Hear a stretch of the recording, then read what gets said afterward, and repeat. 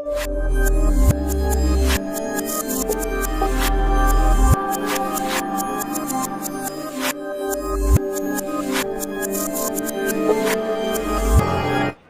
طور پر بھی اور سیاسی طور پر بھی ملک میں سرمایہ کاری بند ہو چکی ہے.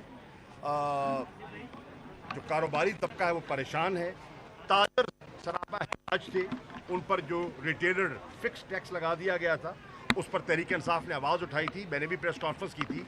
اب الحمدللہ ہمیں کامیابی ہوئی ہے کہ اس کو مؤخر کیا گیا ہے.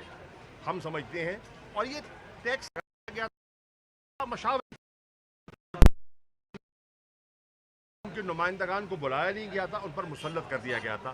اس مہنگائی میں جہاں میرے پاس ایک چوک شاہ عباس کے دکاندار تشریف لائے, 3000 مہینے کی ان کی دکان کا کرایہ تھا اور 6000 کا فکس بل تھا.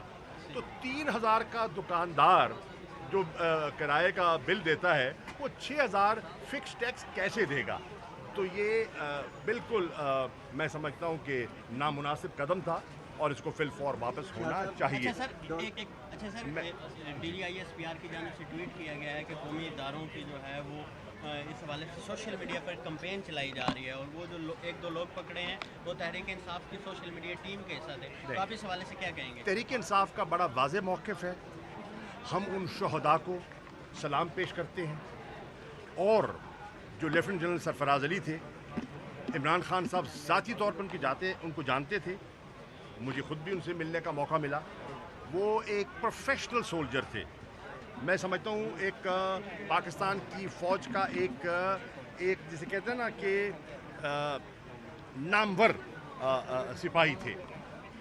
ان کے اہل خانہ سے وہ تعزیت کے لیے بھی گئے. ہماری پالیسی واضح ہے کہ ان حضرات نے, افواج پاکستان نے دہشت گردی میں جو قربانیاں دی ہیں ہم اسے تسلیم کرتے ہیں. ہم انہیں خراج تحسین پیش کرتے ہیں. فلڈ کے معاملے میں جو خدمات سر انجام دے رہے ہیں وہ قابل ستائش ہیں. زلزلے میں اور ہر آڑے وقت میں انہوں نے پاکستان کے مفادات کا تحفظ کیا ہے. یہ ہمارا قومی ادارہ ہے اور اس پر ہماری پارٹی کی پالیسی بڑی واضح ہے. یہ مسلم لیگ نون کا پروپیگنڈا ہے, یہ ان کا ڈس انفارمیشن سیل ہے جو یہ کام کر رہا ہے.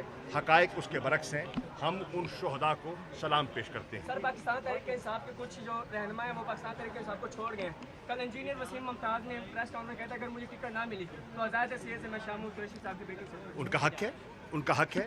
وہ TLP سے بھی ٹکٹ مانگنے چلے گئے تھے, تو اگر پارٹی کے ساتھ تھے تو پھر TLP کے